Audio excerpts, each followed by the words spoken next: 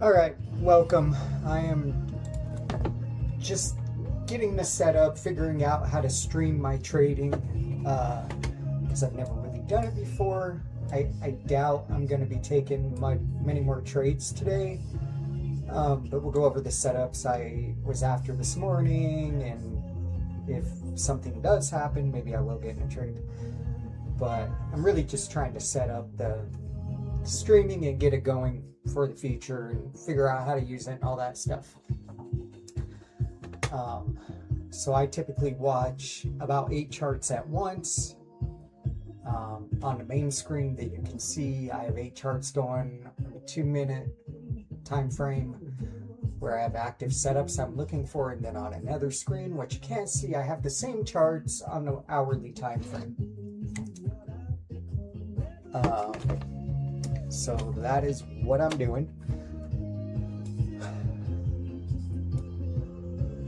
I'll skip over SPY for now. What I was looking for with Devon Energy this morning, obviously energy's been a sector that's been very bullish in this market, so I was just looking for basically a pullback to 46.22 and then going long off that. You can see at open it immediately went below that. I did get in once it got back above, and it basically made it to the overnight high, which is this decline. I'm no longer in that trade. I also got in Exxon this morning, another trade I am no longer in. I'm flat right now. On Exxon, I was just looking for a pullback long off of 155.60. As you can see, we did get that. I actually posted all these trade ideas to X and to Facebook on my accounts this weekend. So not making it up as I go along. You can go look at my accounts on X and Facebook and see I posted these ideas this weekend. RTX, I'm just looking for like a clean higher low with some volume above 205.65. I mean, we got what looked like to begin to be a higher low above it this morning. No kind of massive volume there though. What I'm looking for over here on Dutch Bros has not occurred yet, and it may not, but if it does, I'm all over it. What I'm looking for on Dutch Bros is I'm looking for price to drop below 47.30, make an attempt to go lower, and if that attempt fails, comes back above, gives us a higher low above, I'll probably go long. And here in a little bit, we'll go over why I'm looking for that on that chart.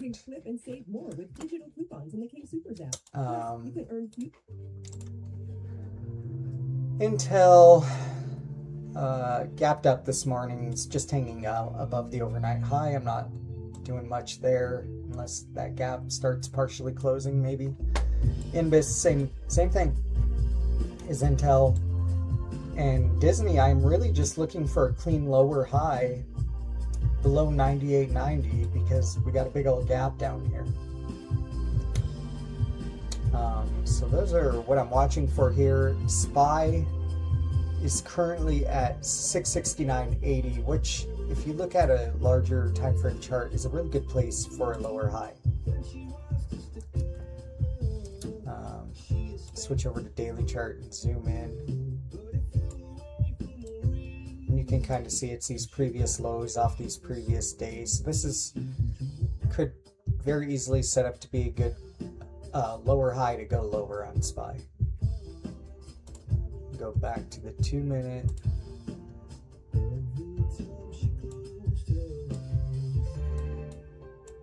So I don't typically trade this late in the afternoon. I usually only trade the open first hour or so.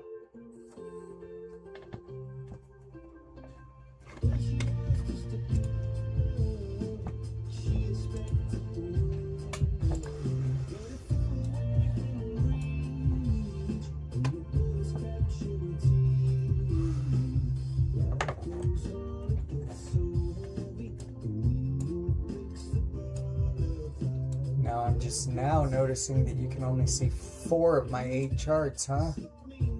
Well, ain't that something? How do I fix that? Shit. that's actually what's happening.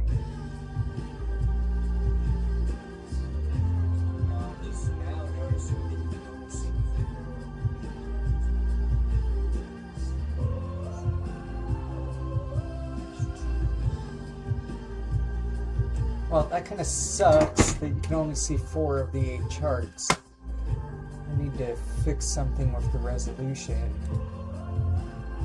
Oh, Lord.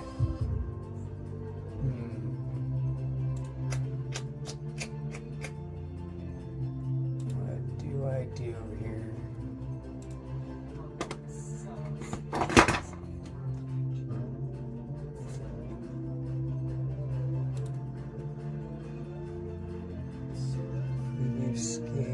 Scale to window.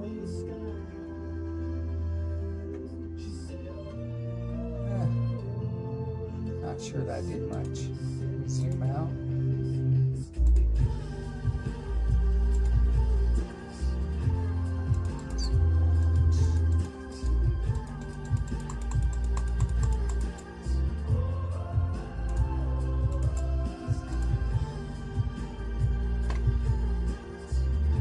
Let's put the more relevant charts over here on the left then.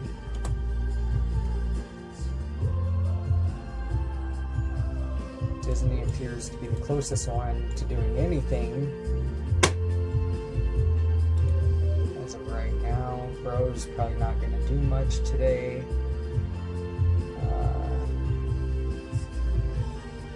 Until might attempt a partial gap close, probably not.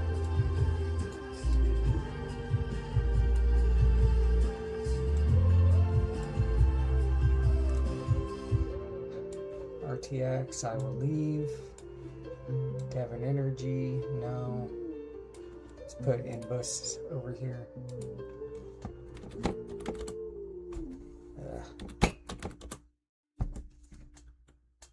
Inbus.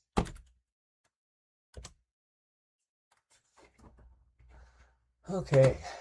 Then let's run some scans, see what else is going on in the market. Funded by hunting and fishing licenses. Those funds help keep lands and rivers healthy for all of us to enjoy. Traders, please don't let the trade war headlines dictate your portfolio. Get ahead of the game. We're going to give you 3.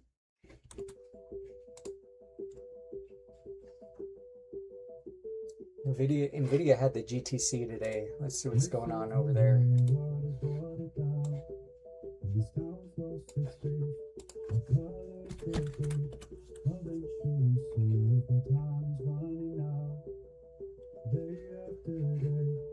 Switch over to the daily. I mean, yeah, NVIDIA's having a green day, but I wouldn't touch this with a 10-foot pole. It's a disaster. We got all the moving averages right here, just above us. They were smack dab in the middle of a trading range. Don't diddle in the middle. So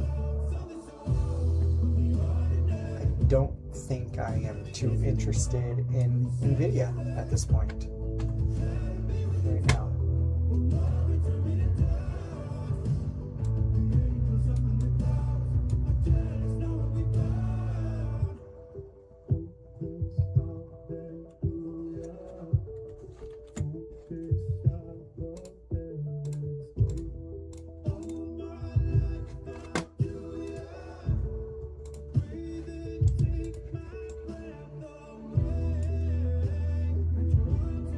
Did have a nice increase in volume over their GTC. Let's see if we can see that.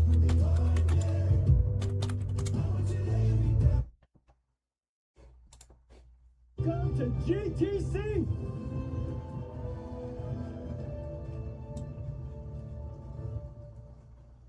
I just want to remind you, this is a tech conference. All these people lining up so early in the morning. All of you in here, it's great to see you. GTC. GTC, we're going to talk about technology. We're going to talk about platforms. NVIDIA has 3 platforms. You think that we mostly talk about one of them. It's related to CUDA-X. Our systems is another platform, and now we have a new platform called AI Factories. We're going to talk about all of them. And most importantly, we're going to talk about ecosystems. But before I start, let me thank our pre-game show hosts. I thought they did a great job. Sarah Go of Conviction, Alfred Lim, Sequoia Capital, NVIDIA's first venture capitalist, Gavin Baker, NVIDIA's first major institutional investor. These three people are deep in technology, deep in what's going on, and of course, they have just a really broad reach of technology ecosystem. And then, of course, all of the VIPs that I hand selected to join us today, all-star team. I want to thank all of you for that.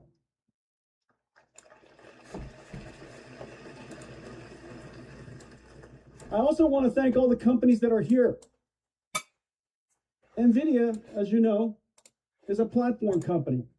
We have technology, we have our platforms, we have rich ecosystem. And today, there are probably 100% of the $100 trillion of industry here.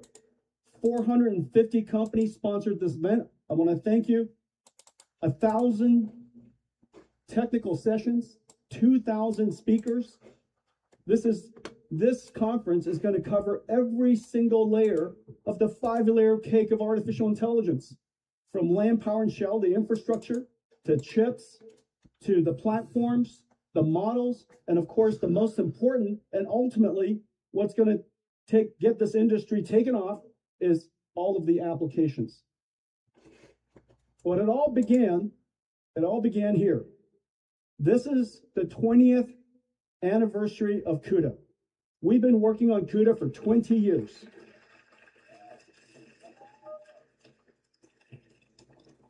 For 20 years, we've been dedicated to this architecture, this revolutionary invention, SIMT, single instruction, multi-threaded, writing scalar code could spawn off into multi-threaded application, much, much easier to program than SIMD. We recently added tiles so that we could help people program tensor cores and the structures of mathematics that are so foundational to artificial intelligence today. Thousands of tools and compilers and frameworks and libraries. In open source, there's a couple of 100,000 public projects. CUDA literally is integrated into every single ecosystem. This chart basically describes 100% of NVIDIA's strategies. You've been watching me talk about this slide from the very beginning. And ultimately, the single hardest thing to achieve is the thing on the bottom, installed base. It has taken us 20 years to now have built up hundreds of millions of GPUs and computing systems around the world that run CUDA. We are in every cloud. We're in every computer company. We serve just about every single industry. The installed base of CUDA is the reason why the flywheel is accelerating. The installed base is what attracts developers, who then creates new algorithms that achieves a breakthrough. For example, deep learning.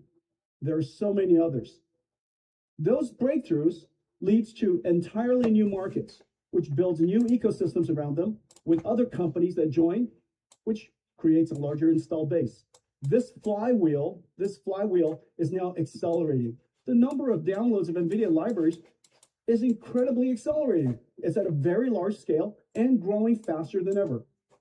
This flywheel is what makes this computing platform able to sustain so much applications, so many new breakthroughs, but most importantly, it also enables these infrastructures to have extraordinarily useful life. And the reason for that is very obvious. There's so many applications that you can run on NVIDIA CUDA. We support every single phase of the AI lifecycle. We address every single data processing platform. We accelerate scientific principled solvers of all different kinds. And so the application reach is so great that once you install NVIDIA GPUs, The useful life of it is incredibly high. It is also one of the reasons why Ampere that we shipped them some 6 years ago, the pricing of Ampere in the cloud is going up. And so all of that is made possible fundamentally because the install base is high, the flywheel is high, the developer reach is great. And when all of that happens, and we continuously update our software, the computing cost declines.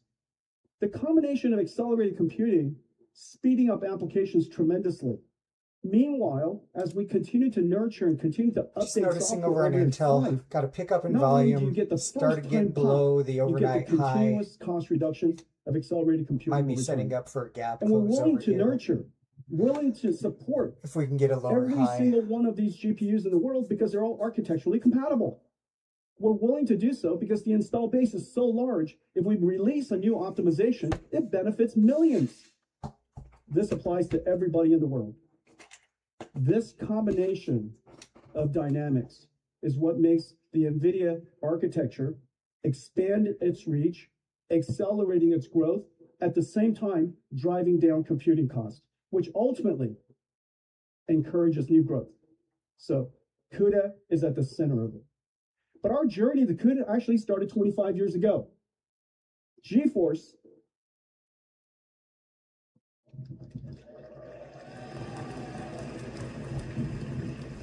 I know how many of you grew up with GeForce. GeForce is NVIDIA's greatest marketing campaign. We attract future customers starting long before you could afford to pay for it yourself. Your parents paid. Your parents paid. Your parents paid for you to be NVIDIA customers. And every single year, they paid up year after year after year until someday you became an amazing computer scientist and became a proper customer, a proper developer. But this is the house that GeForce made. 25 years ago, we started our journey, which led to CUDA. 25 years ago, we invented the programmable shader, a perfectly unobvious invention to make an accelerator programmable, the world's first programmable accelerator, the pixel shader. 25 years ago, that led us to explore further and further. 20 years later, 5 years later, the invention of CUDA. One of the biggest investments that we made, and we couldn't afford it at the time, and it consumed the vast majority of our company's profits, was to take CUDA on the backs of GeForce to every single computer.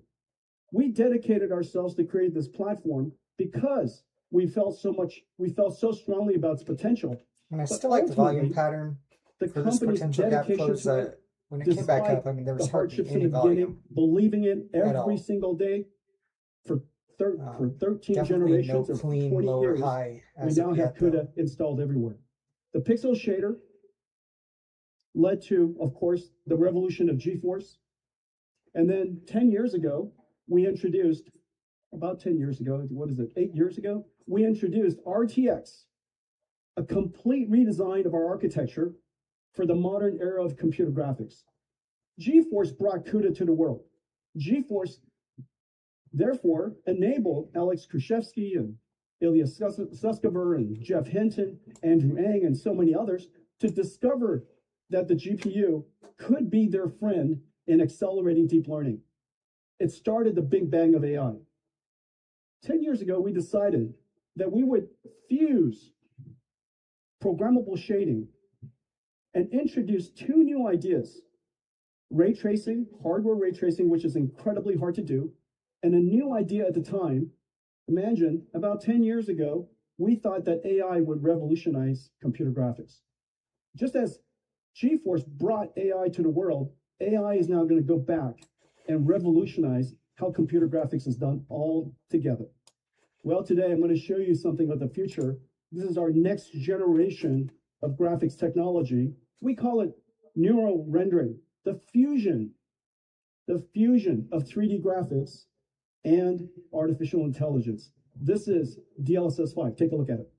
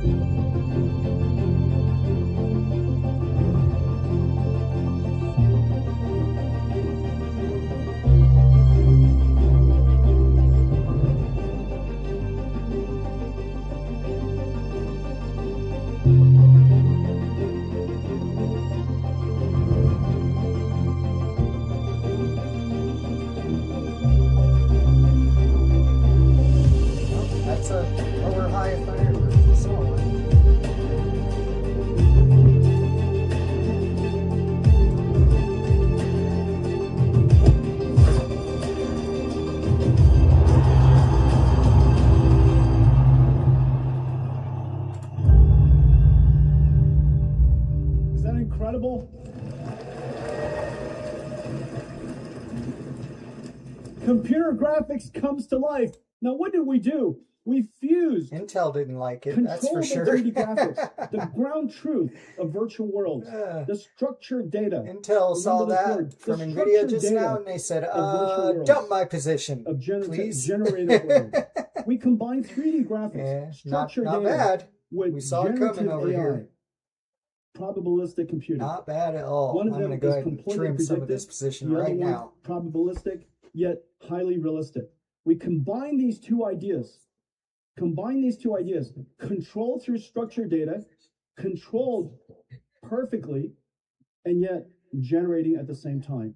And as a result, the content is beautiful, amazing, as well as controllable. This concept of fusing structured information Because I and believe generative Intel AI was will repeat on itself their new in one industry graphics after card, another so industry after I another can see how industry. this wouldn't be good Structured data for is them. the foundation of trustworthy AI. Well, this is going to scare you a little bit. I'm going to flip the slide, and don't gasp.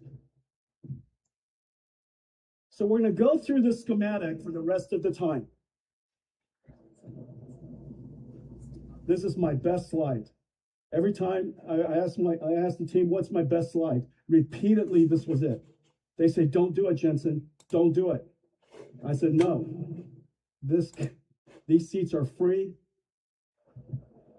for some of you. So this is your price of admission. So this is structured data. You've heard of it. SQL, Spark, Pandas, Velox, some of these really, really important, very large platforms. Snowflake, Databricks, EMR, Amazon EMR, Azure Fabric, Google Cloud, BigQuery. All of these platforms are processing data frames. These data frames are giant spreadsheets, and they hold all of life's information. This is the structured data, the ground truth of business. This is the ground truth of enterprise computing. Well, now we're going to have AI use structured data, and we better accelerate the living daylights out of it. It used to be okay, and we would, of course, we would accelerate structured data so that we could do more. We could do it more cheaply. We could do it more frequently per day and keep the company running at a much more synchronized way. However, in the future, what's going to happen is these data structures are going to be used by AI, and AI is going to be much, much faster than us. Future agents are going to use structured databases as well. And then, of course, the unstructured database, the generative database. Well, this is one heck of an easy gap close for Intel. Vector databases, unstructured data, PDFs, videos, speeches, all of the world's information, about 90% of what's generated every single year is unstructured data. Until now, this data has been completely useless to the world. We read it, we put it into our file system, and that's it. Despite saying I wasn't going to take a trade, we can't search for it. we got to do that. And the reason for that is because there's no easy indexing of unstructured data. You have to understand its meaning, its purpose. And so now we have AI do that. Just as AI was able to solve multi-modality perception, you can. Good thing I wasn't relying on alerts, because my alert for Intel just now went off, which is crazy because to go read a PDF, it was way up here at 4767. And from that meaning, embedded into a larger structure that we can search into, we can query into. NVIDIA created two foundational libraries, just like we created RTX for 3D graphics. So I'm out. We created cuDF for data frames, structured data. We created cuVS for vector stores, semantic data, unstructured data, AI data. These two platforms are going to be two of the most important platforms in the future. Super excited to see its adoption throughout this the was network. A good spot for a gap fill reversal right here. Let's see what's going on. The reason for that is because data processing. I'm using TradingView as well as using so many different companies and platforms and services. It has taken us a long time to integrate deeply probably because of this over here. Ecosystem. Let's take a look at the daily. I'm super proud of the work that we're doing here. And then today, We're announcing several of them. Oh, this IBM, trading view chart is a mess. the Oh my inventor of God. SQL, There. one of the most important domain-specific languages because of this. of all time. So this is a good is spot accelerated for higher Watson low. X data. Good spot to with exit 2DL. that partial take a look at gap it. fill trade right there. So good for my 60 alert years to go ago, off there. IBM As you introduced the see System what I'm 360, Thinking is a the potential first right modern here. platform for general-purpose computing, launching the computing era. Something like that, right? Then SQL, a declarative language to query data without Shitty little requiring arrow. the computer Fix that to be again. instructed step What by I'm step. thinking is, you know, something like, And the data warehouse. so that's why I Each the want to get out foundations at of modern 46.90 enterprise computing. right there. Today, Instead of waiting for IBM and the NVIDIA entire are gap reinventing close. data processing for the era of AI. Because now By we already have a accelerating hammer coming off IBM this Watson level. X.Data SQL That could engines have been the with bottom. NVIDIA GPU computing libraries. But Data I think this is gap the ground close truth heavily gives was AI involved with context this and meaning. GTC keynote AI from needs rapid NVIDIA. access to massive data sets. Today's CPU data processing systems can't keep up. Nestle makes thousands of supply chain decisions every day. Their order-to-cash data mart aggregates every supply, order, and delivery event across global operations in 185 countries. On CPUs, Nestle refreshed the data mart a few times a day.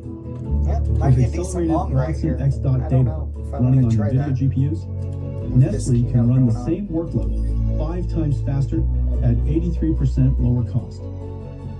The next computing platform has arrived. Accelerated computing for the era of AI.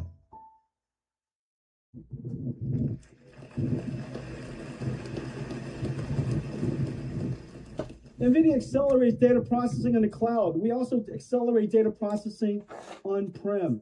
As you know, Dell is the world-leading computer systems maker, Could be a and decent long. they I'm not also are one of the attempting world's it. leading storage providers, and they worked with I us already to got the create short. the I'm Dell not AI data platform that pushing integrates my luck. QDF You know what I mean? and Let's take a look, see QBS what's going on to with create Dell. an accelerated Oh, data yeah. platform.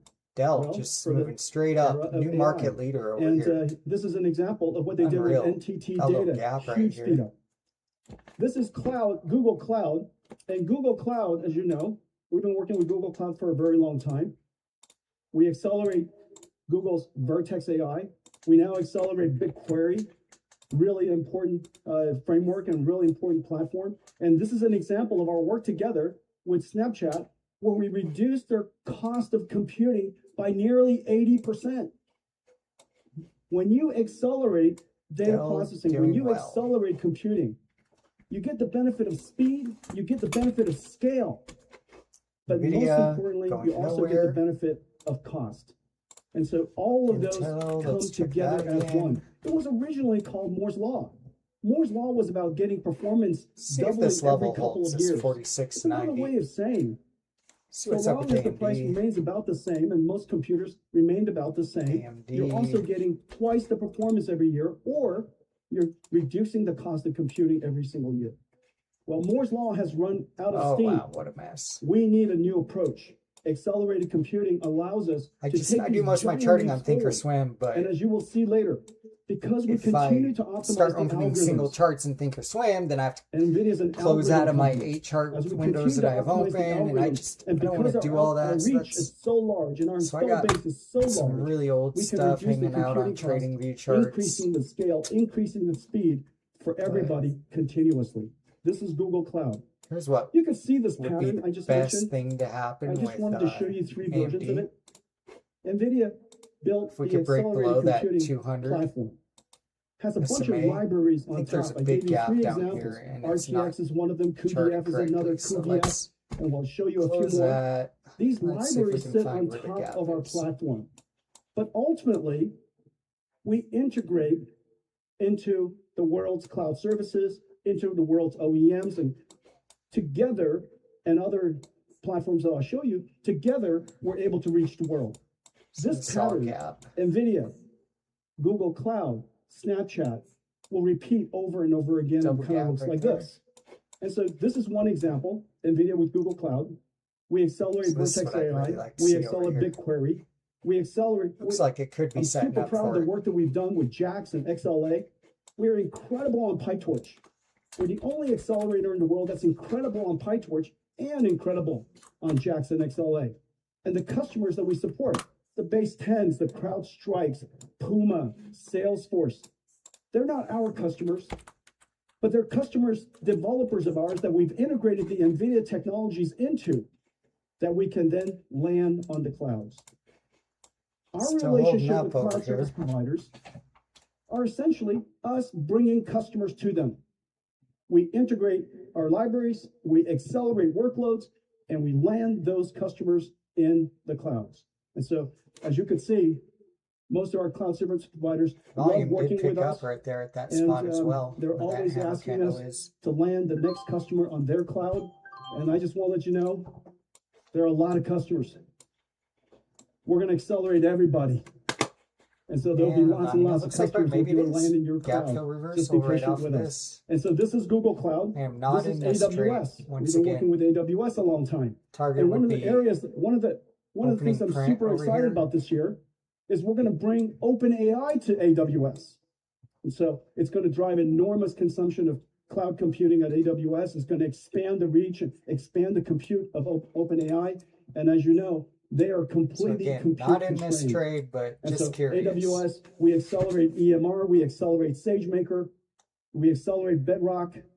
NVIDIA's integrated really deeply into AWS. They were our first cloud partner. Microsoft Azure. NVIDIA's A100 supercomputer was the first one we built was for NVIDIA. The first one we installed was at Azure. And that led to the big successful partnership with OpenAI. But we've been working with Azure for quite a long time. We accelerate Azure Cloud. Now it's their AI Foundry we partner deeply with. We accelerate Bing Search. We work with them on Azure regions.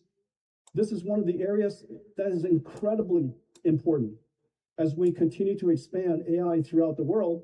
One of the capabilities that we offer is confidential computing.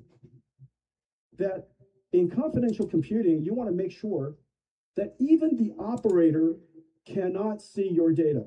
Even the operator cannot touch or see your models. Confidential computing, NVIDIA's GPUs is the first ones in the world to do that. It's now able to support confidential computing and protected deployment of these very valuable OpenAI models and Anthropic models throughout clouds and different regions, and all because of our confidential computing. Confidential computing is super important. And here's an example where we have different customers that we work with. Synopsys, a great partner of ours, we're accelerating all of their EDA and CAU workflows. And then we landed at Microsoft Azure. We were Oracle's first AI customer. Most people would have thought we were their first supplier. We're their first supplier also, but we were their first AI customer. I'm quite proud of the fact that I explained AI clouds to Oracle for the first time, and we were their first customer. Since then, they've really taken off. We've landed a whole bunch of our partners there, Cohere and Fireworks, and of course, very famously, OpenAI. A great partnership with CoreWeave. They're the world's first AI native cloud, a company that was built with only one singular purpose: to provision, to host GPUs as the era of accelerated computing showed up, and to host for AI clouds. They've got some fantastic customers, and they're growing incredibly. One of the platforms that I'm quite excited about is Palantir and Dell. The three of our companies have made it possible to stand up a brand new type of inside a AI gap over platform, here, the but it's also Palantir kind of Ontology between all platform, these the AI moving platform. averages. I mean, And we could stand I up these couldn't touch that platforms gap. in any country, in any air-gapped region, completely on-prem, completely on-site, completely in the field. AI could be deployed literally everywhere. Without our confidential computing capability, without our ability to build the end-to-end system, as well as offer the entire accelerated computing and AI stack, from data processing, whether it's vectors or structures, all the way to AI, it would have been possible. I wanted to show you these examples. This is our special working relationship with the world's cloud service providers. And all of them are here. And I get the benefit of seeing them during booth tour, and it's just so incredibly exciting. I just want to thank all of you for the hard work. What NVIDIA has done is this, and you're going to see this theme over and over again. NVIDIA is vertically integrated, the world's first vertically integrated but horizontally open company. And the reason that's necessary is very simple. Accelerated computing is not a chip problem. Accelerated computing is not a systems problem. Accelerated computing has a missing word. We just never say it anymore. Application acceleration. If I could make a computer run everything faster, that's called a CPU. But that's run out of steam. The only way for us to accelerate applications going forward and continue to bring tremendous speed up, tremendous cost reduction is through application or domain-specific acceleration. I dropped that phrase in the front, and therefore it just became accelerated computing. And that is the reason why NVIDIA has to be library after library, domain after domain, vertical after vertical. We are a vertically integrated computing company. There is no other way. We have to understand the applications. We have to understand the domain. We have to understand fundamentally the algorithms, and we have to figure out how to deploy the algorithm in whatever scenario it wants to be deployed, whether it's a data center, cloud, on-prem, at the edge, or in a robotic system. All of those computing systems are different. And finally, the systems and chips. We are vertically integrated. What makes it incredibly powerful, and the reason why you saw all the slides, is because NVIDIA is horizontally open. We'll work and integrate NVIDIA's technology into whatever platform you would like us to integrate into. If this we gap offer fill you the reversal software, actually we offer you works out libraries, what I'm looking for. we integrate with your technology, But so not that trading, we can bring accelerated because I traded the way computing to down, and I everybody in just the don't world. want to trade both directions. It doesn't Well, seem smart. This GTC Just kind of looking at is really a great demonstration of that. You know, most of the time, you'll see me talk about these Intel verticals, does a and I'll gap use some fill reversal examples. off this But in every 4685, single or case, actually whether 4680 it's level. automotive, by the way, financial Back to the services, opening the print, largest which would be percentage of 4790. attendees at this GTC is from the financial services industry. And I mean, I really, know. technically, the I'm stop should hoping probably it's be below developers, not traders. the Guys, yesterday high a day in case it does get a full gap close, but I'm just seeing if my theory works about a gap fill reversal off 4680. here's one thing I wanted to say. I mean, volume so- definitely stepped up there, and In the audience represents the NVIDIA's whole idea, ecosystem once again, upstream of our is supply chain that it just and continues to downstream trend, of our right? supply chain. And we think of our supply chain upstream and downstream. We have And this it's just clear so exciting support right here. that We broke above this little our bounce range. entire upstream supply chain this last year, Somewhere went. irrespective of whether you're a 50-year-old company, we have 70-year-old companies, we have a 150-year-old company You would who are think now part of NVIDIA's that it would supply chain and bounce off of partnering this with us support right either here, upstream or more downstream. or less. And last year, you If had your it's gonna record continue. year. And, Did you and not? if it's not, you know, whatever. Congratulations. Because most things like that don't work these days right now in this market condition. We're on to And something they'll here. probably lower This is high, the beginning of something back very, very down big. And to the so bottom of this if you look at bounce, accelerated computing, we've now set the computing platform, but in order for right us about there. to activate those computing platforms, we need to have domain-specific libraries that solve very important problems in each one of the verticals that we address. You see us addressing every single one of this. Autonomous vehicles, our reach, our breadth, our impact, incredible. We have a track on that. Financial services, I just mentioned. Algorithmic trading is going from classical machine learning with human feature engineering called the quants did that, to now supercomputers studying massive amounts of data, discovering insight and discovering patterns by itself. And so this is going through its deep learning and its transformer moment. Healthcare is going through their ChatGPT moment. Some really exciting work that we're there. We have a great keynote track here. We have a great keynote track. Kimberly Powell's doing a great keynote track for healthcare. We're talking about AI physics or AI biology for drug discovery, AI agents for customer service, and support of diagnosis. And of course, physical AI, robotic systems. All these different vectors of AI have different platforms that NVIDIA provides. Industrial, we are completely resetting and starting the largest build out of human history. And most of the world's industries, building AI factories, building chip plants, building computer plants, are represented here today. Media and entertainment, gaming, of course, real-time AI platform so that we could translation and broadcast support and live games and live video. Enormous amount of it will be augmented with AI. We have a platform called Holoscan, Quantum. There are 35 different companies here building with us the next generation of quantum GPU hybrid systems, retail and CPG, using NVIDIA for supply chain, creating agentic shopping systems, AI agents for customer support. A lot of work being done here.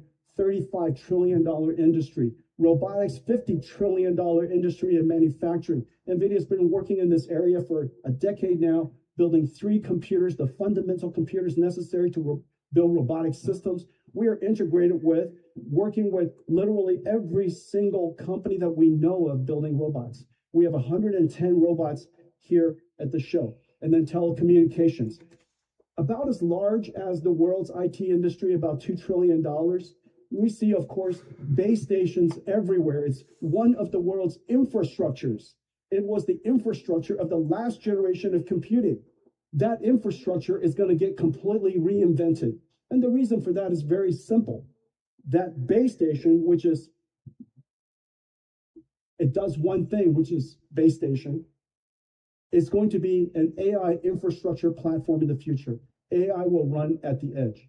And so lots of great discussion there. And our platform there is called Ariel, or AI RAN. Big partnership with Nokia, big partnership with T-Mobile, and many others. At the core of our business, everything that I just mentioned, computing platforms, but very importantly, our CUDA-X libraries. Our CUDA-X libraries is the algorithms that NVIDIA invents. We are an algorithm company. That's what makes us special.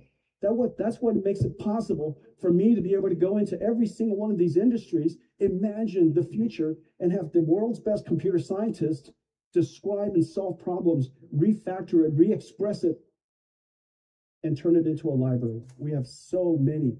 I think we have, at this show, we're announcing 100 libraries, 70 libraries, maybe 40 models. And that's just at the show. We're updating these all the time. We're updating them all the time. The libraries is the crown jewels of our company. It is what makes it possible for that platform, the computing platform, to be activated in service of solving a problem, making impact. One of the most important libraries that we ever created, cuDNN, CUDA Deep Neural Networks. It completely revolutionized artificial intelligence, caused the big bang of modern AI. Let me show you a short video about CUDA-X. 20 years ago, we built CUDA, a single architecture for accelerated computing. Today, we've reinvented computing. 1,000 CUDA-X libraries help developers make breakthroughs in every field of science and engineering. cuOpt for decision optimization, cuLitho for computational lithography, cuDSS for direct sparse solvers, cuEquivariance for geometry-aware neural networks, Ariel for AI RAN, Warp for differentiable physics, Parabricks for genomics. At their foundation are algorithms, and they are beautiful.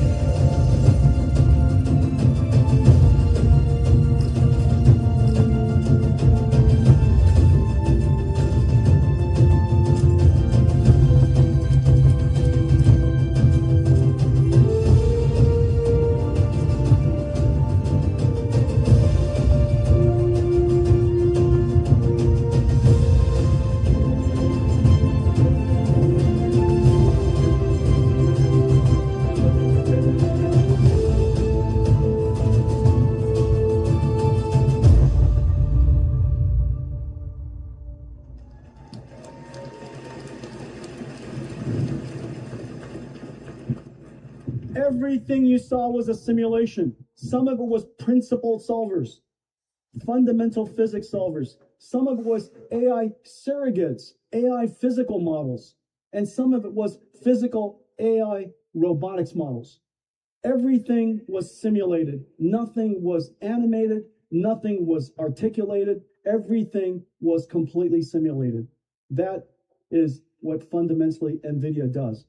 It is through the connection of understanding of the algorithms with our computing platforms that we're able to open up to unlock these opportunities. NVIDIA is a vertically integrated computing company with open horizontal integration with the world. So that's CUDA X. Well, just now you saw a whole bunch of companies. You saw Walmart and there's L'Oreal and incredible companies, established companies, JP Morgan and Roche. And these are companies that define society to today. Toyota is here. These are some of the largest companies in the world. It is also true that there's a whole bunch of companies you've never heard of. These are companies, we call them AI natives, a whole bunch of small companies. The list is gigantic. I couldn't, this is just a little tiny bit of it.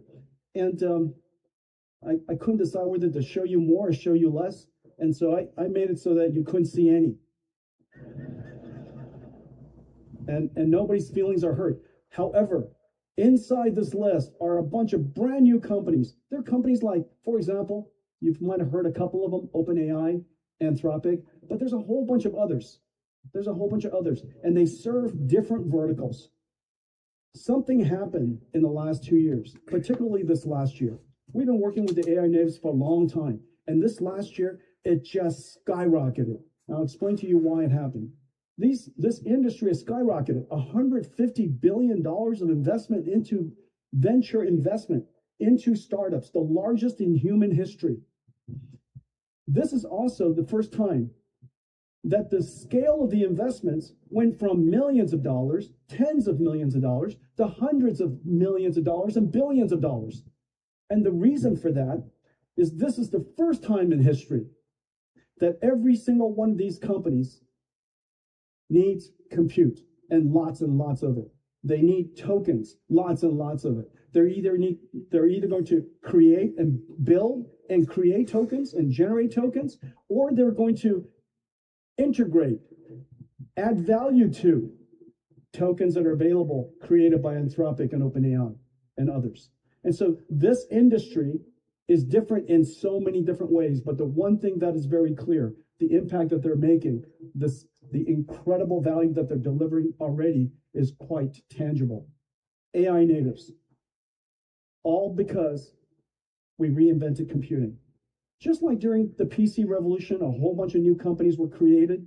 Just as during the internet revolution, a whole bunch of companies were created. In mobile cloud, a whole bunch of companies were created. Each one of them had their own standards. And we're talking about one of the major standards that just happened, incredibly important. And this generation, we also have our own large number of very, very special companies. We reinvented computing. It stands to reason there's going to be a whole new crop of really important companies, consequential companies for the future of the world. The Googles, the Amazons, the Metas, consequential companies that have come as a result of the last computing platform shift. We are now at the beginning of a new platform shift. But what happened in the last couple of years?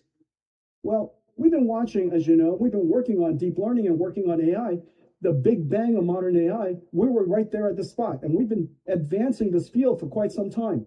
But why the last 2 years? What happened in the last 2 years? Well, three things. ChatGPT, of course, started the generative AI era. It's able to not just understand, perceive and understand. It's able to also translate and generation of unique content. I showed you the fusion of generative AI with computer graphics, and it brought computer graphics to life. You guys, everybody in the world should be using ChatGPT. I know I use it every single morning, used it plenty this morning. And so ChatGPT was the generative AI era. The second, by the way, generative computing versus the way we used to do computing. It's generative AI is a capability of software, but it has profoundly changed how computing is done. Computing used to be retrieval based, now it's generative. Keep that thought in mind when I talk about certain things, and you'll realize why it is that everything that we do is going to change how computers are architected, how computers are provided, how computers are going to be built out, and what is the meaning of computing altogether. Generative AI, 2023, end of 22, 2023. The next, reasoning AI, 01, and then took off with 03. Reasoning allowed it to reflect, allows it to think to itself, allows it to plan, break down problems, and decompose a problem it couldn't understand into steps or parts that it could understand. It could ground itself on research. 01 made generative AI trustworthy and grounded on truth. That caused ChatGPT to simply took off. And that was a very, very big moment. The amount of input tokens that was necessary in order to produce and the amount of output tokens it generated in order to reason. The model was a little bit larger. Of course, you could have much larger models. The model 01 was a little bit larger, not much larger, but its input token usage for context and its output token for thinking increased the amount of computation tremendously. Then came Claude Code, the first agentic model. It was able to read files, code, compile it, test it, evaluate it, go back and iterate on it. Claude Code has revolutionized software engineering, as all of you know. 100% of NVIDIA is using a combination of, or oftentimes all three of them, Claude Code, Codex, and Cursor, all over NVIDIA. There's not one software engineer today who is not assisted by one or many AI agents helping them code. Claude Code completely revolutionizes the new inflection. And for the first time, you don't ask AI what, where, when, how. You ask it create, do, build. You ask it to use tools, take your context, read files. It's able to agentically break down a problem, reason about it, reflect on it. It's able to solve problems and actually perform tasks. An AI that was able to perceive became an AI that could generate. An AI that could generate became an AI that could reason. An AI that could reason now became an AI that can actually do work, very productive work. The amount of computation in the last 2 years, we know that everybody in this room knows the computing demand for NVIDIA GPU is off the charts. Spot pricing is skyrocketing. You couldn't find a GPU if you tried, and yet in the meantime, we're shipping GPUs out. Incredible amounts of it. And demand just keeps on going up. There's a reason for that. This fundamental inflection. Finally, AI is able to do productive work, and therefore the inflection point of inference has arrived. AI now has to think. In order to think, it has to inference.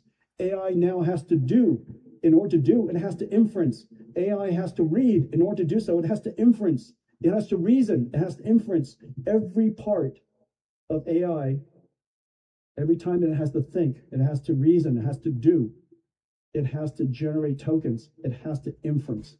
It's way past training now. It's in the field of inference. So the inference inflection has arrived. At the time when the amount of tokens, the amount of compute necessary increased by roughly 10,000 times. Now, when I combine these two, the fact that since in the last 2 years, the computing demand of the work has gone up by 10,000 times, and the amount of usage has probably gone up by 100 times. People have heard me say, I believe that computing demand has increased by 1 million times in the last 2 years. It is the feeling that we all have. It is the feeling every startup has. It's the feeling that OpenAI has. It's the feeling that Anthropic has. If they could just get more capacity, they could generate more tokens. Their revenues would go up. More people could use it. The more advanced, the smarter the AI could become. We are now at that positive flywheel system. We have reached that moment. The inflection, the inference inflection has arrived. Last year, at this time, I said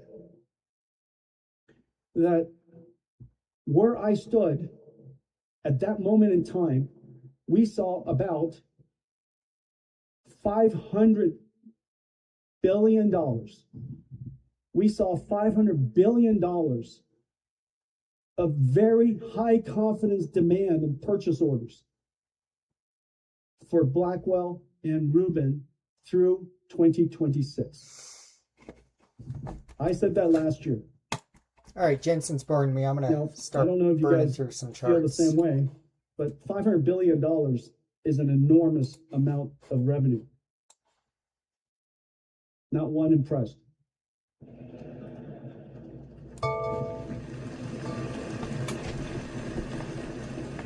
Amazon alert just I know why you're not impressed, because all of you had record years. Well, I'm here to tell you that right now where I stand, a few short months after GTC DC, 1 year after last GTC, right here where I stand, with Amazon, I see what I'm looking for, and I'm probably not looking for it today. I mean, it's simply too late in the day to make an attempt at this. Higher low over 212 to, you know, get back up here towards 217, then 220.35. It's really got some volume picking up right now. I'm not sure. I feel like there's some type of something going on with Amazon. Let's see if we can figure it out.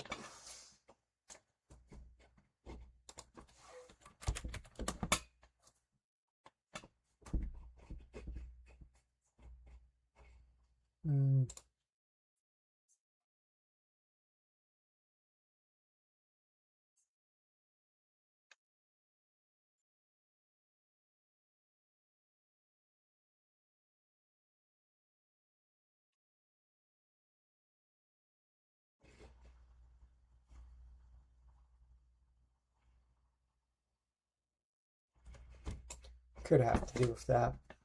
I don't know. But for tomorrow, probably looking for some type of higher low above 212 for Amazon.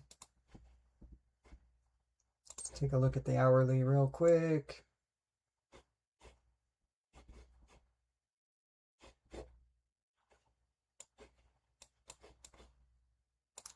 Yeah, if we can get some type of clean higher low above this level tomorrow and the market's green, like it is, I mean, it's very green right now. You could see S&P 5-to-1 ratio buyers v sellers, Russell 4-to-1, NASDAQ 3.85-to-1, New York Stock Exchange 3.6-to-1.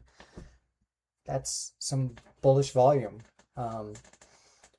Most of my indicators are leaning heavily bullish right now, so granted, everything still remains basically in a balance range. There's nothing massive going on anywhere, whatever. But if it's looking like that, you know, with volume ratios tomorrow, SPY's moving up, QQQ's moving up, we can get a higher low above 212. Count me in for probably attempting a long on that tomorrow. See where NVIDIA's at.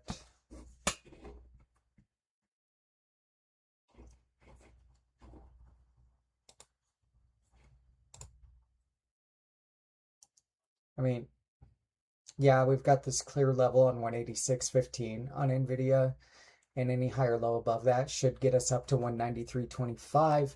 But at the same time, we're just in the middle of this bounce range, and I'm not trading the middle of a bounce range. So I don't have a lot of interest in NVIDIA.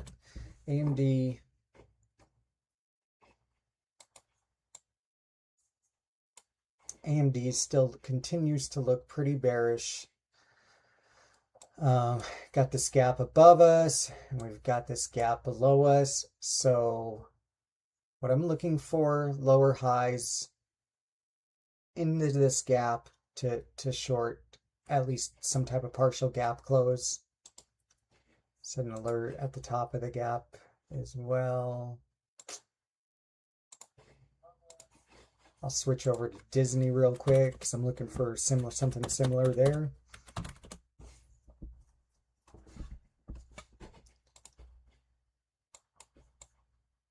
Looking for a lower high below 98.88 for at least a partial gap close, probably down to 96.05 on Disney tomorrow. Let's take a look at NBIS. Big old gap up today with the gap up below that. I think we're almost to all-time highs. Yes, we are. I can't get long right here.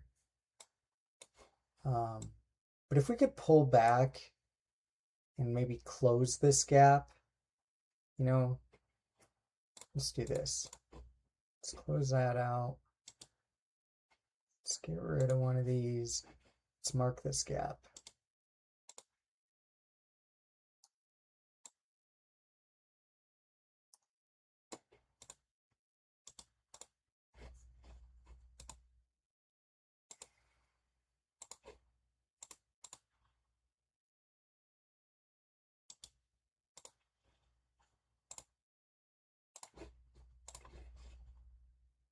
Set an alert on it.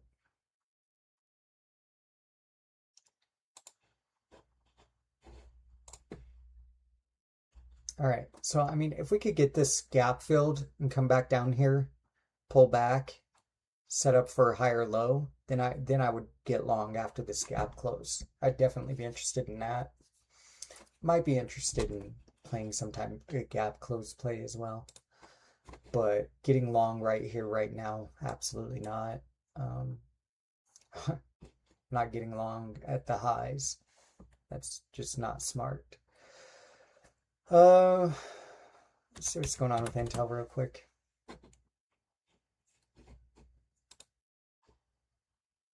See if this whole gap up's just going to fail, or if we're going to get some type of gap fill reversal right here.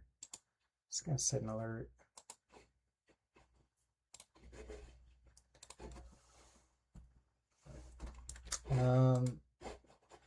Let's take a look at Devon Energy, something I've been trading quite a bit the last several days.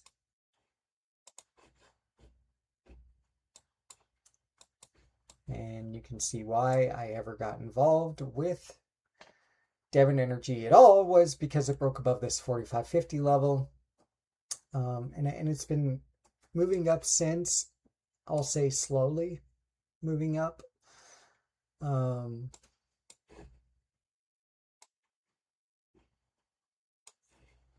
I might be interested in getting re-involved again on a pullback back to this 46.25 level. Purple lines are just overnight highs, so get rid of those. Chevron.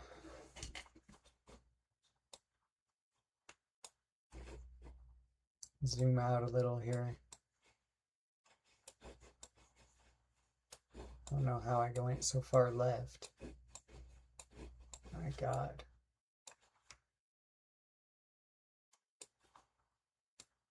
All right, pullbacks to 191.25 for higher lows. I'm interested in going long off there.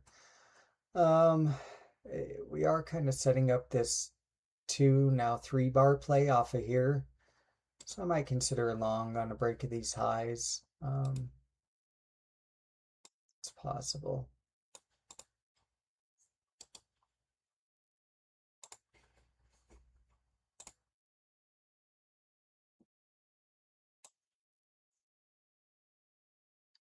Can't recall if this is all-time highs or what. If it is, I'd be a little more skeptical of that trade. And I think it is. So let's look out. Add some years here.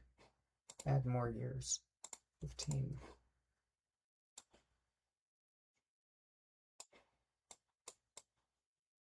Yeah, it's all-time highs, so It's kind of dangerous. I might consider that depending on volume, on circumstances, stuff like that. Let's take a look at Intel because it's back above the yesterday high a day. Oh my God, if I can type.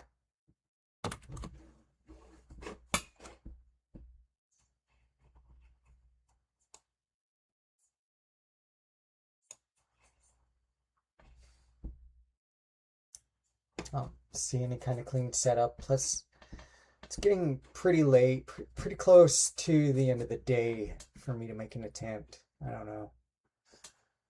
Let's take a look at MU.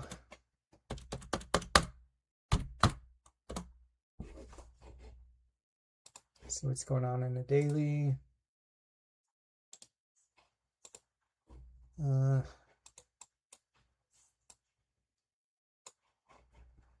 I was looking for a higher low over 428.99.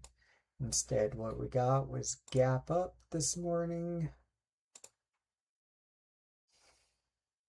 428.99 has now become the bottom of that gap.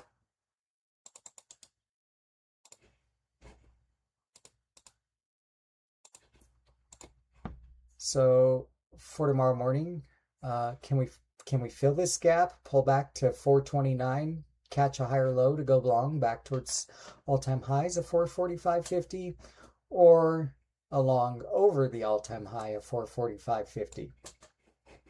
So one or the other. Interested in trying to get long on that either way. Let me just start writing down some of these trade ideas. So MU, gap fill below, then gap fill reversal long, or long over all-time high.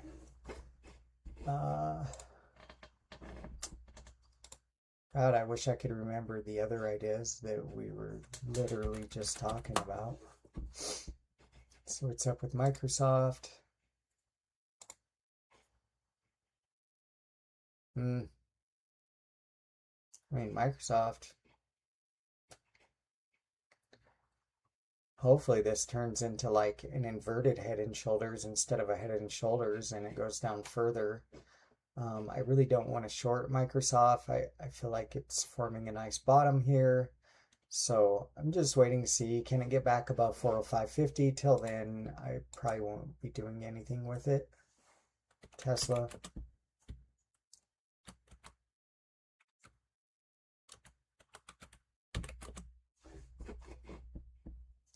Ugly chart, I'm out. We are holding the 200 SMA.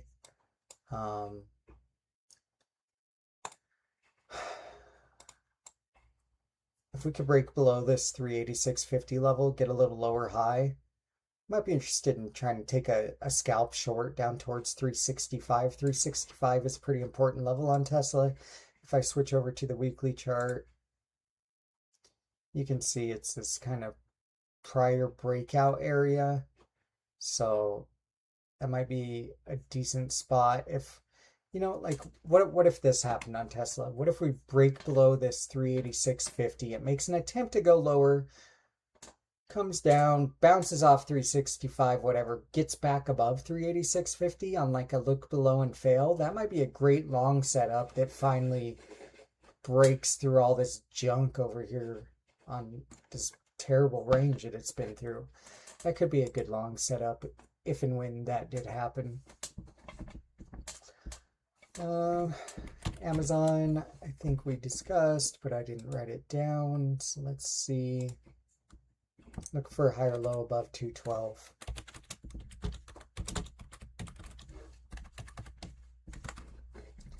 So what's going on with SPY?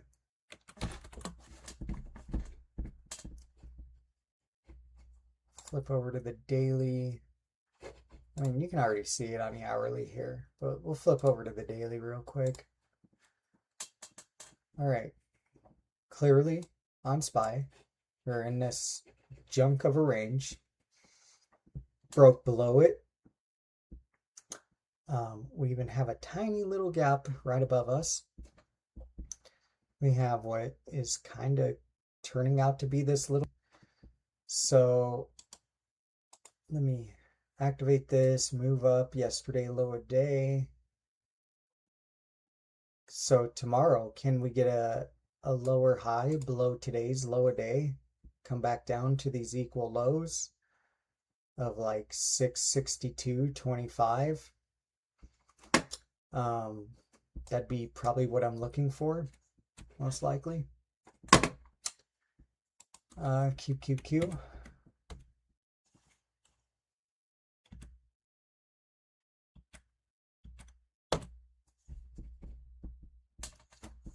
Middle of the range, not touching it.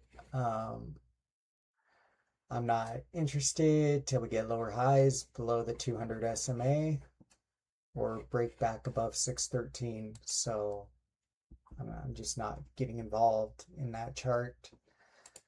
Let's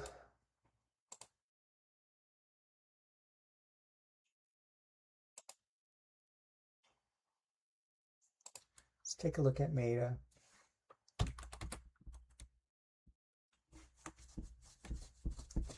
Looks like today I totally missed this trade, but came through, started to fill up this little gap above us. Looks like we're getting a lower high off this range right here. Go ahead and mark that.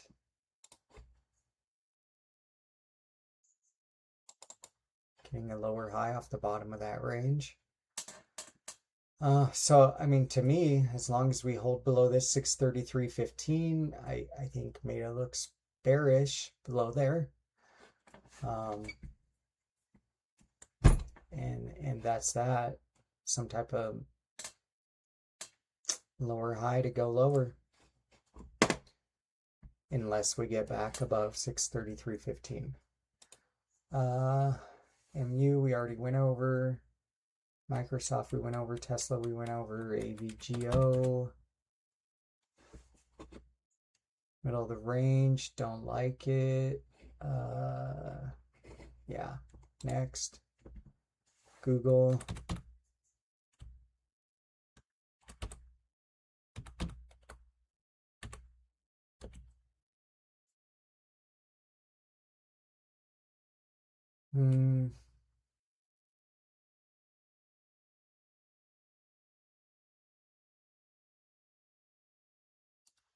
Not, I mean, maybe I could see a case if we get a lower high below 302.20 to do a quick retracement of this thin structure over here, targeting like 296, this low from over here.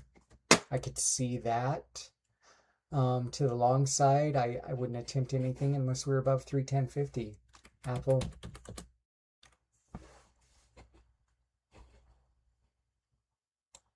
So Apple, I was really looking for it to kind of like push up to this 246.65, reject off that level, get a lower high to come back down, targeting towards this 245.50. Basically, Apple did nothing today, so I'll move forward with that idea. Lower highs, short off of 254.65 possibly. Volume was very, very low today, so with the low volume, I air some caution towards Apple. Amazon, we already looked at. NVDA, we already looked at. Palantir.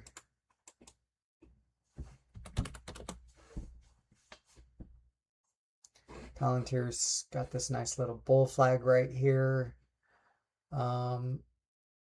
Maybe a break of this trend line, which is, I believe, what SMA is yellow? It's either the 20 or the 50. I can't remember.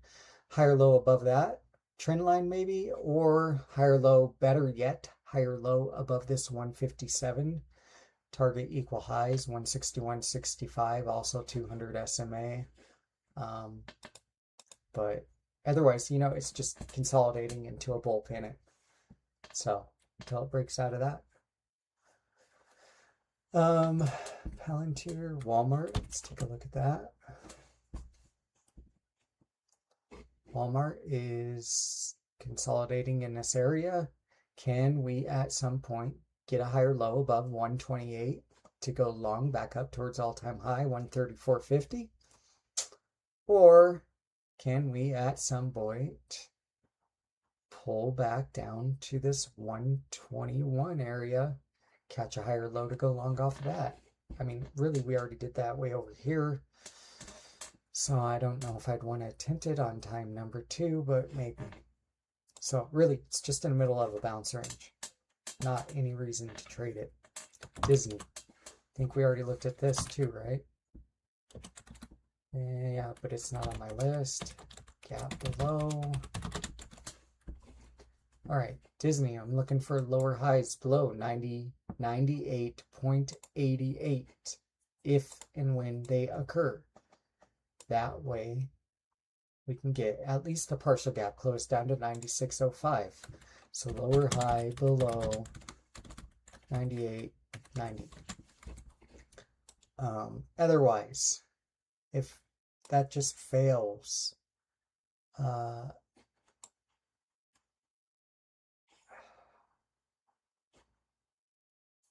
would find it scary to attempt any longs until we got really above this 101.9. Until, I mean, obviously, if you were here at the beginning of the stream, we just took a short trade to close that gap. Did look at the theory that maybe we'd get a gap fill reversal. So there's 2 ways this could occur. I'm going to remove this yesterday low a day.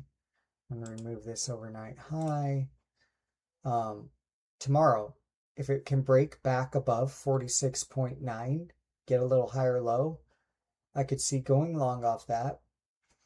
Otherwise, same area, a lower high below 46.9 to go short on the idea that we looked above and now we're failing, come back down to 45.25. So until key level is 46.90, higher low above long or lower high below short, but really just a scalp short to 45.60. All right, let's see what else, what other charts we can look at. I like to look at this active on social media charts every once in a while, find some good stuff there. Let's see what's up with this LNG. Got this bull flag, cool. Next, NVDA DT Reddit. Let's see what's up with that.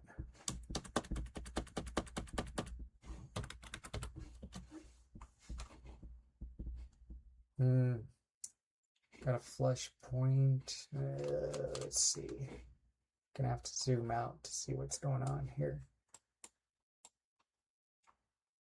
I mean, is Reddit forming a bottom right here? Kind of want to set an alert at 150, 140. Turn it green. See if it does set a bottom, get a higher low above that. I'd be interested in taking a long way up there. It's not looking like it's probably going to happen anytime relatively soon. But if that does happen, you could see why it would be a very interesting trade, targeting all the way back up here to 177.6. Previous lows from that double top. Can really thin structure to retrace through right here. Should be an easy trade if and when we got a higher low above there. So not something I'm looking at for any kind of immediate trade, but long-term down the road. Not a lot of other charts I'm interested in looking at. I did see what's going on with net. I have some notes about potential things that could happen this week.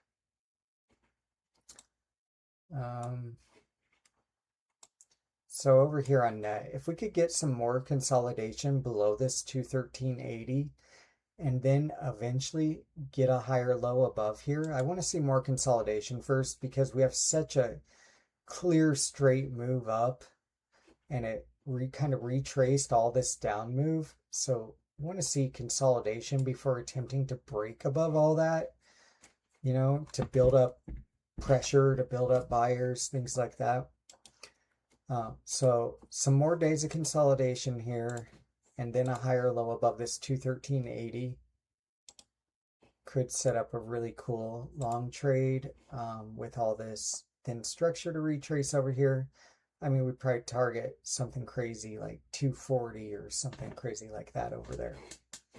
So that's more of a longer term idea. SNDK, let's see what happened over there.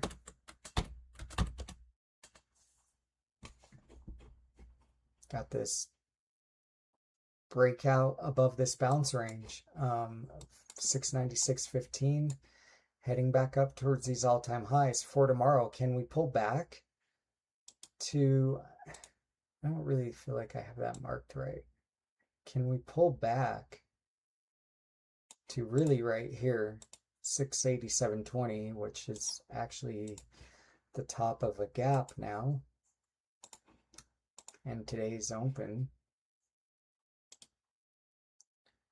Let's mark that gap. Can we pull back to the top of this gap and get a higher low to continue on SanDisk, basically? JCI, let's look at that.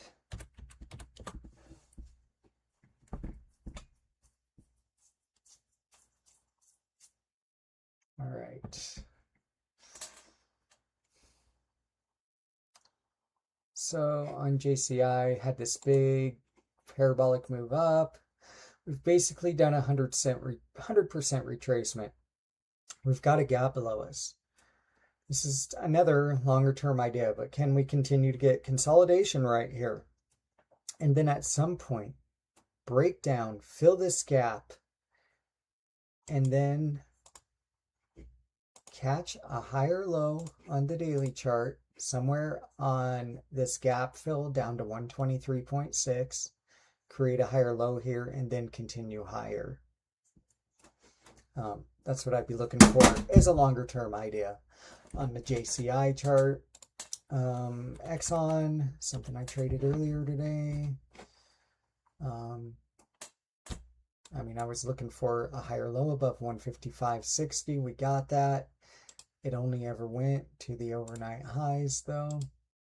So some way to continue this back up towards all-time high of 159.40. So, I mean, I guess something with Exxon.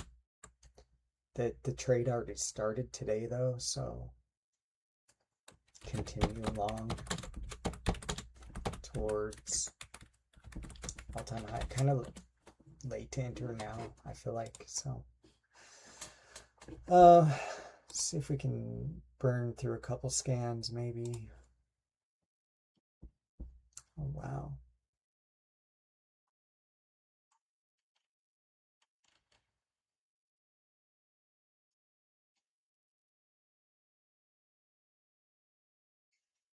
Not sure what ITOT is. Nope, don't like it. Well, no.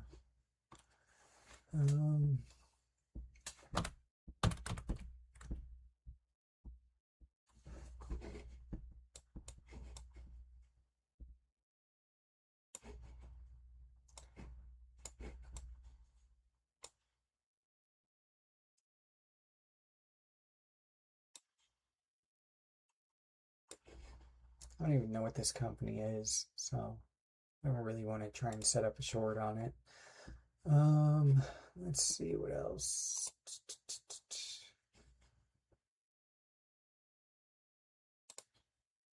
T-Mobile, is that what that is?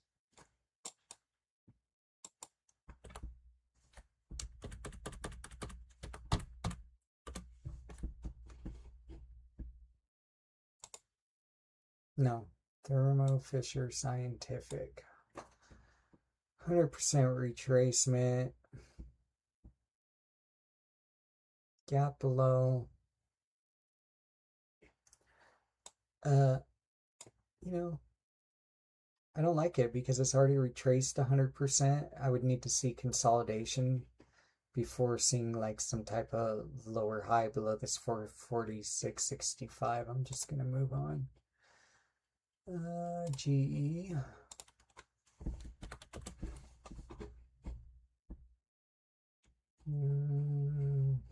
Broken back down into a bounce range. Next, don't like it. J&J, Johnson & Johnson.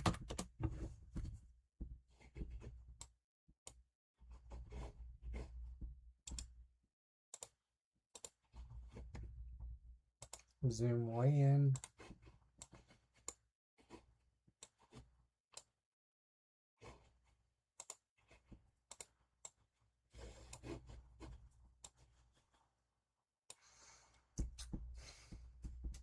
Come down, higher low.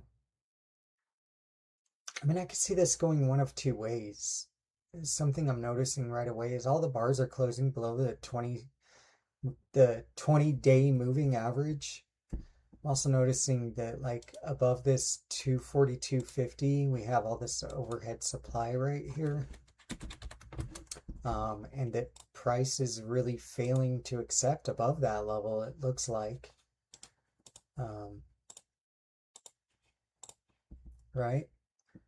So it could, even though it looks very bullish because all this thin structure over here, we could be setting up, move down, then a lower high to go down further. But it's kind of messy. So how exactly would we get involved if that happened? Take a look at the hourly.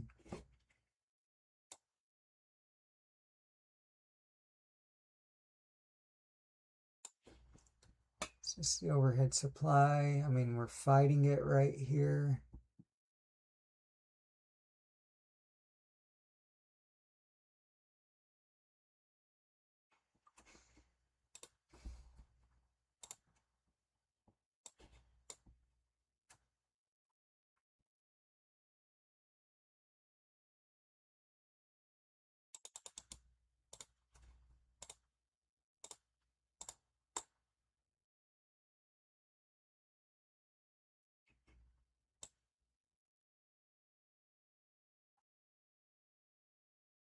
I mean, if there was like some type of big rejection and we got a lower high below this 238 level and we saw a bunch of volume, then we might attempt to retrace a bunch of this stuff over here to the short side.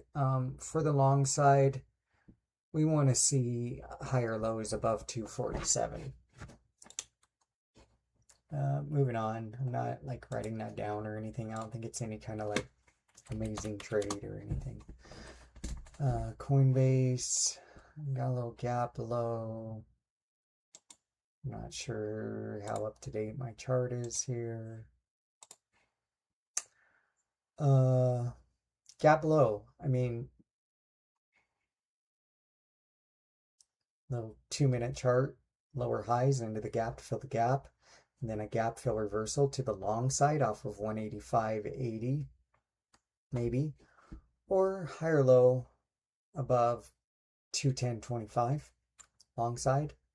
Would not attempting long anything above 225.63. We do have some overhead supply right there clearly that you don't probably want to be holding long into. So not my favorite chart, not the cleanest, blah blah blah. Next. Salesforce next. PanW.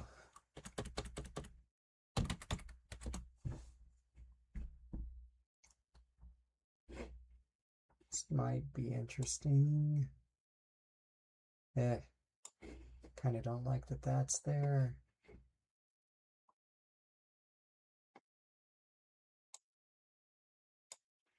Hundreds percent retracement after this last move. A lot of consolidation. Next. Too many possibilities of what could happen. I don't like I like clarity. I like easy trades. I like protecting my money. You know, things like that. TJ Maxx, no. Oracle.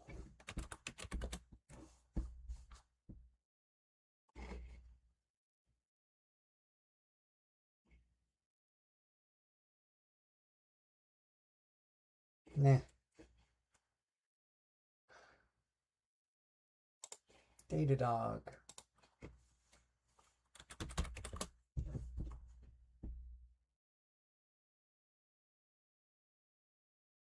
There's just so many ugly charts these days. It really takes a lot of effort to find clean trades right now. Quite a bit of effort.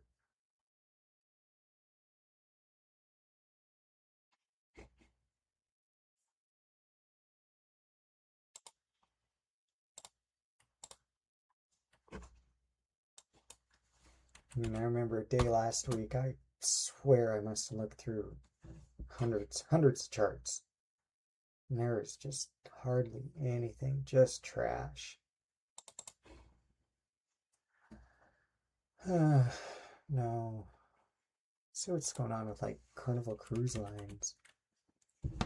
Oh yeah, does not like war. Imagine that.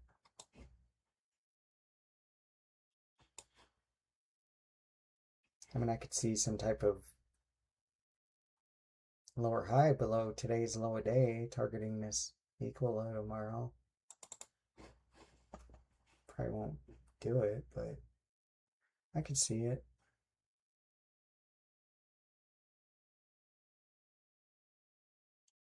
Let's look at a different set.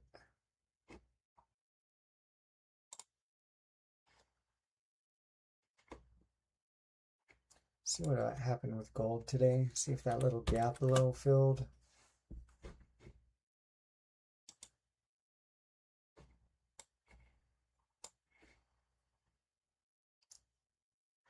For some reason, oh, it's way down here. No, not yet.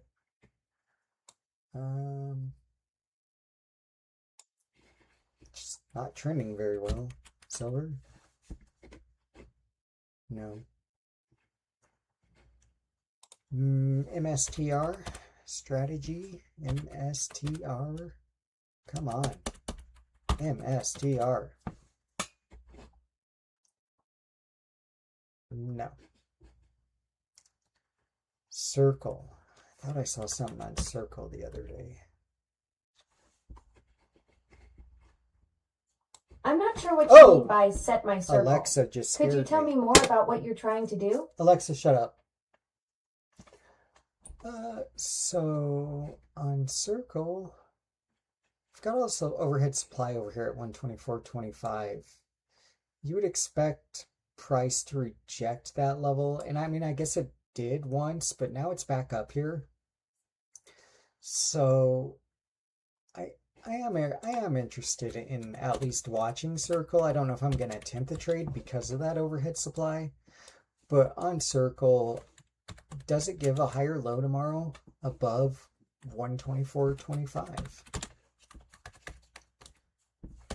And if so, you know, start retracing some of this prior bounce range. I mean, it's got big volume coming into it, straight up moves. It's making an attempt at something. If it fails, gets back below this 124.25, gives a little lower high below, maybe that ends up becoming a lower high on a daily chart to continue on the downside, you know.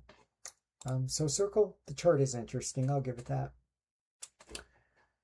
NBIS, I could swear we already looked at NBIS, but man, just a parabolic move on NBIS over here. So, as we discussed earlier, some type of gap fill before attempting to get long. What else? Netflix. What's going on with Netflix?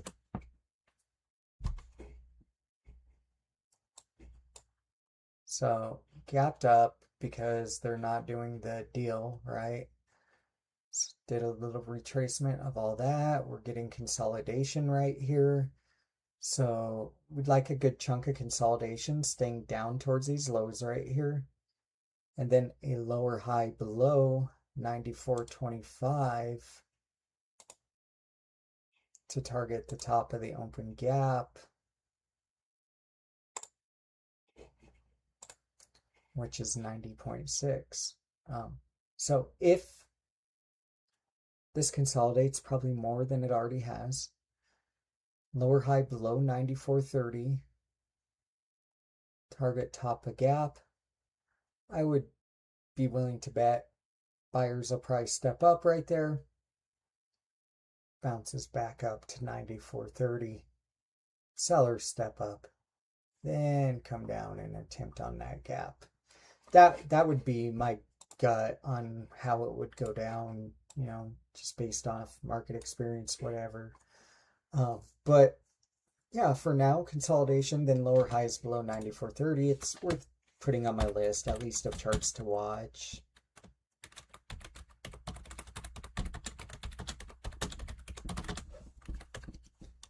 Let's say none of that does happen.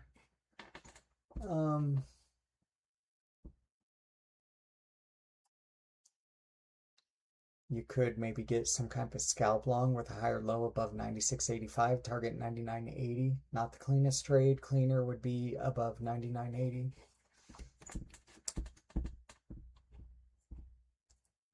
Marvel, haven't looked at that chart in forever. It's probably terrible. That's probably why. Let's see.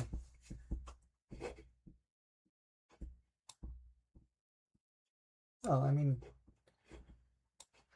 did have this micro bounce range over here. We do clearly have a higher low forming above all that.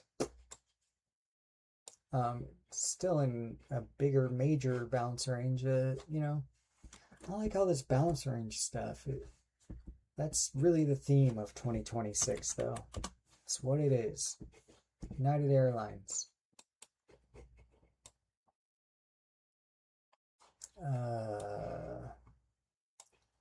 Big sell-off on more.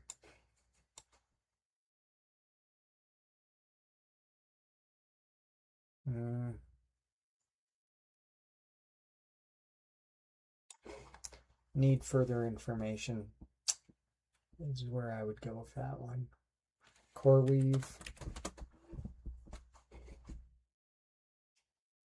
Yuck. Bounce. Nope. Let's look at CrowdStrike. Hey, CrowdStrike, man. Not looking so bad, is it? It was like moving hand in hand with Microsoft through the sell-off. Got a big capitulation bottom, all this massive volume. Coming back down. You know what I would like to see? Move that.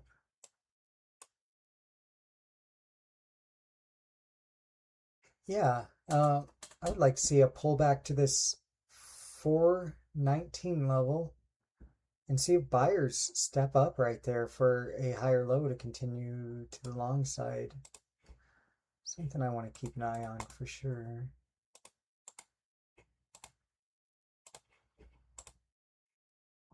Can buyers step up here? Set an alert.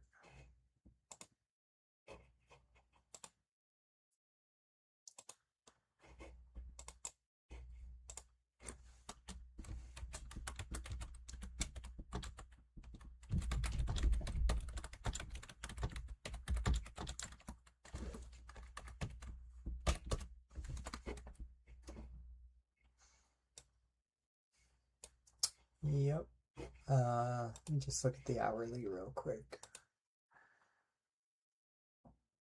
Levels still look good to me. They certainly do. All right, I'm good with that. What's up with Uber? Uber.